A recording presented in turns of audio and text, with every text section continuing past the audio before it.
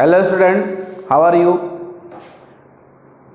आज हम fundamental chemistry में अगले टॉपिक की बात करेंगे।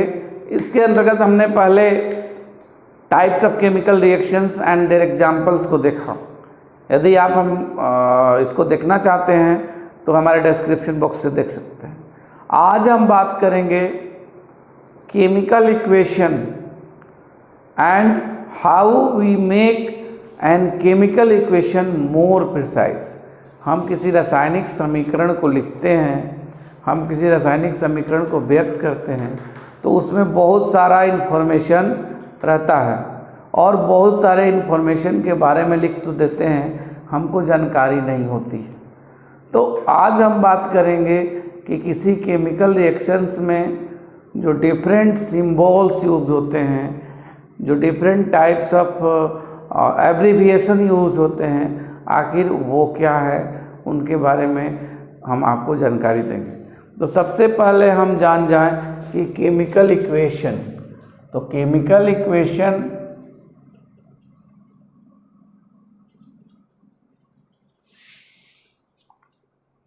एक एक्सप्रेशन है जिसके द्वारा हम जो कोई केमिकल रिएक्शन को सिंबल्स फॉर्म में एक्सप्रेस करते हैं। यानी chemical equation is an expression to express an chemical equation in the form of symbol और देयर फॉर्मूलास। डिफरेंट कंपाउंड्स को जो किसी रिएक्शन में टेक पार्ट करते हैं, किसी केमिकल रिएक्शन में भाग लेते हैं, उनको हम लोग सिंबल्स के द्वारा या उनके फार्मूला के द्वारा एक्सप्रेस करते हैं। यहाँ पर अब बात करेंगे सबसे पहले जो इस इक्वेशन में डिफरेंट चीज़ें यूज़ होती हैं उनके बारे में। तो सबसे पहले किसी इक्वेशन को देखें। यदि ये केमिकल इक्वेशन है A + B gives C + D, तो इसमें ये जो है, जो लेफ्ट साइड में है, that are known as reactants, और जो राइट साइड में हम लोग लिखते हैं प्रोडक्ट्स को। यानी इधर अभिकारक को लिखा जाता है, इधर प्रतिफल को लिखा जाता है। अब ये अभिकारक और प्रतिफल किसी केमिकल रिएक्शन में भाग लेते हैं तो ये केमिकल रिएक्शन के बीच में रिएक्टेंट्स को प्लस साइन से दिखाया जाता है एंड प्रोडक्ट्स को के बीच प्लस साइन रखा जाता है, बट रिएक्टेंट और प्रोडक्ट्स के बीच एरो दी जाती है। और ये एरो जो है इंडिकेट करती है रिवर्सिबिलिटी ऑफ एन रिएक्शन। किसी रिएक्शन के उत्क्रमणीयता, रिवर्सिबिलिटी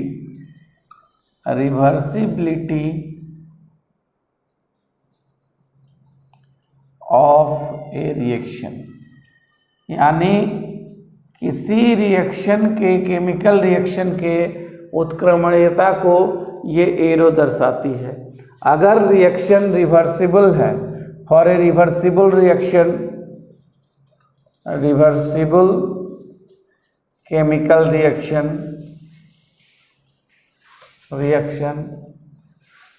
हम लोग यूज़ करते हैं दो एरोज का, और दोनों arrow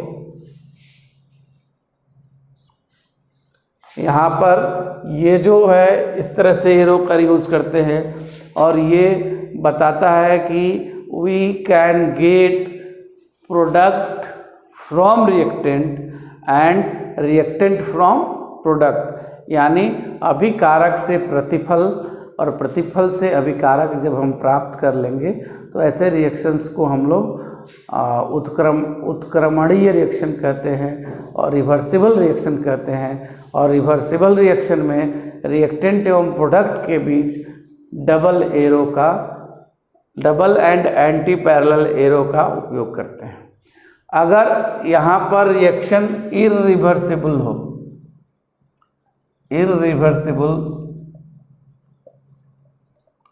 chemical reaction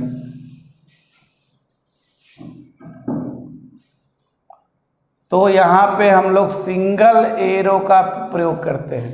single arrow is used, single arrow का यूज करते हैं। दूसरी चीज कि किसी रिएक्शन में हम लोग रिएक्टेंट और प्रोडक्ट्स के बगल में उनके स्टेट को, फिजिकल स्टेट को एक्सप्रेस करते हैं। जैसे मान लीजिए कोई रिएक्शन है, A+B गिव्स C+D, यहाँ पर हमने दे दिया S, यहाँ पर दे दिया G, कहीं पर एक्वस भी दिया जाता है, कहीं पे कॉन्क भी लिखा जाता है। इन सारी चीज़ों को हम लोग जानेंगे। तो सबसे पहले ये जानेंगे S का मतलब ये स्टेट है। S यूज़ किया जाता है सॉलिड स्टेट के लिए, यानी कोई रिएक्टेंट या प्रोडक्ट यदि सॉलिड स्टेट में है, ठोस अवस्था में है, तो उसके लिए हम S लिखते हैं ब्रैकेट में। यदि वो गैसियस स्टेट में है तो यहाँ पर हम G का प्रयोग करते हैं, गैसियस स्टेट। अगर कहीं पे लिक्विड है, द्रवीय अवस्था में है, तो उसके लिए हम लोग लिक्विड स्टेट का ये L साइन का प्रयोग करते हैं ब्रैकेट में बगल में। अब यहाँ पर दो बातें आई, एक्वस एंड कॉन्क। तो एक्वस मीन्स एक्वस, AQ का मतलब होता है एक्वस सॉल्यूशन, एक्वस सॉल्यूशन, यानी वाटर में किसी कंपाउंड का ये मिक्सचर है जिसको हम एक्वस सॉल्यूशन कहते हैं। कॉन्क का मतलब होता है, कॉन्क का मतलब होता है कंसंट्रेटेड, कंसंट्रेटेड, यानी कोई कंपाउंड, खासकर ये प्रयोग किया जाता है एसिड के केसेस में, और एसिड लाइक HCl, और भी इसके अलावा बहुत सारे कंपाउंड्स में इसको उपयोग में लाया जाता है। तो जो कंपाउंड्स है उसमें केवल और केवल कंपाउंड के ही मॉलिक्यूल्स मौजूद हों, वाटर के मॉलिक्यूल की जो उपस्थिति हो वो नहीं के बराबर हो, then they are known as conc, concentrated और सांद्र। अब इसके बाद बात करेंगे किसी रिएक्शन में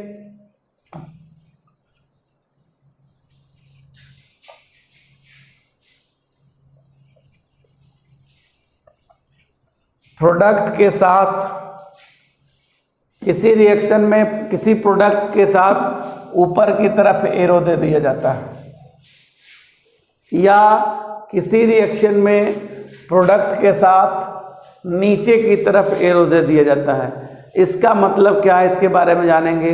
तो जैसे ये जो ऊपर की तरफ एरो दिया जाता है, इसका मतलब होता है गैसियस प्रोडक्ट, गैसियस प्रोडक्ट। अगर कहीं पर ये नीचे की तरह एरो दिया जाए तो ये होता है प्रेसिपिटेटेड, प्रेसिपिटेट।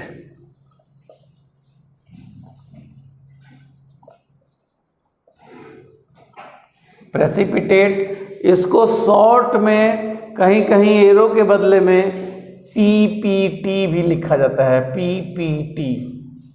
उसके बाद अगर हम बात करें बहुत सारे रिएक्शंस में, तो ये जो एरो है इसके ऊपर डिफरेंट सिंबल्स दिए जाते हैं।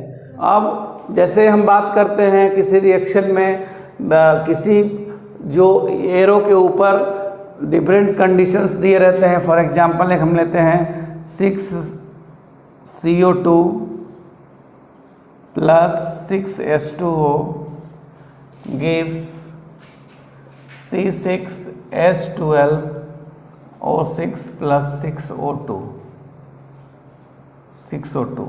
यहाँ पर हम दे देते हैं सनलाइट, क्लोरोफिल, तो यहाँ पर इनके अलावा टेम्परेचर कंडीशन भी हो सकता है, प्रेशर कंडीशन भी हो सकता है, हीट का साइन दे सकते हैं, यानी जो डिफरेंट एसेंशियल कंडीशन, किसी कैटलिस्ट का नाम दे सकते हैं। तो जो भी एसेंशियल कंडीशन किसी केमिकल रिएक्शन के लिए चाहिए उसको हम लोग एरो के ऊपर या नीचे देते हैं।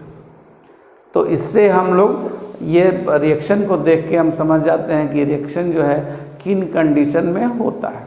अब अगला बात करेंगे किसी भी रिएक्शन का कि how we tell about and chemical reaction, either it is exothermic और इंडोथर्मिक।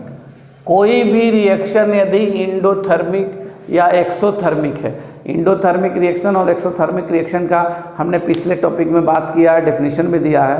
अब एक्सोथर्मिक रिएक्शन के लिए क्या इक्वेशन होगा, कैसे उसको लिखा जाएगा, या इंडोथर्मिक रिएक्शन के लिए कैसे हम इक्वेशन को एक्सप्रेस करेंगे, उसके बारे में हम जानते हैं।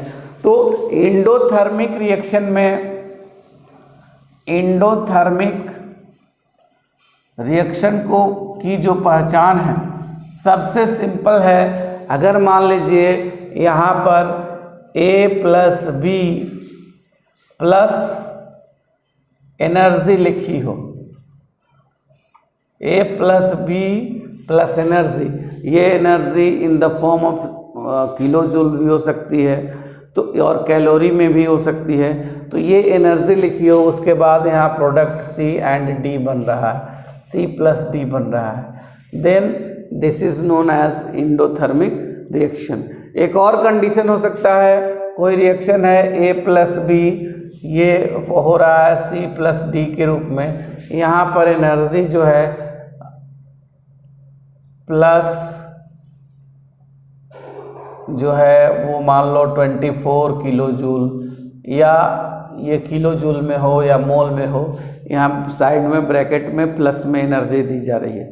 इसका मतलब ये जो सिस्टम है इसको एनर्जी दी जा रही है, जो रिएक्शन है वो एनर्जी एब्जॉर्ब कर रहा है from the surrounding, so it is known as endothermic reaction.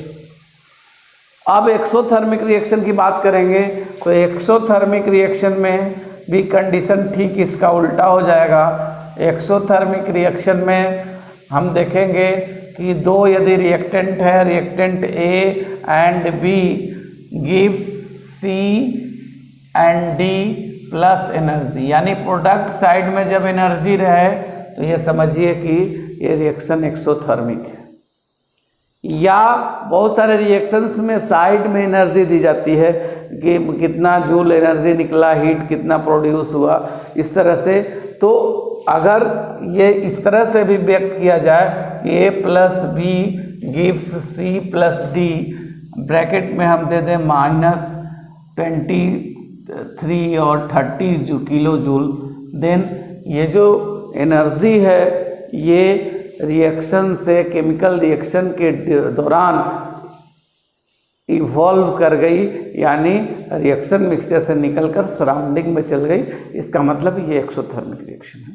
तो इस तरह से ये जो different types of reactions express हम करते हैं बाय केमिकल इक्वेशन, इस केमिकल इक्वेशन में जो डिफरेंट साइंस एंड सिंबल्स आते हैं, दीज सिंबल्स को are expressed the gaseous state और द एक्सोथर्मिसिटी और इंडोथर्मिसिटी ऑफ एन रिएक्शन।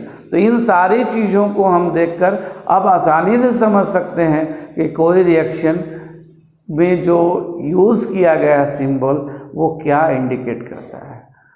धन्यवाद। इसके बाद हम अगले टॉपिक में फिर ऐसे ही जानकारियों को लेकर आएंगे।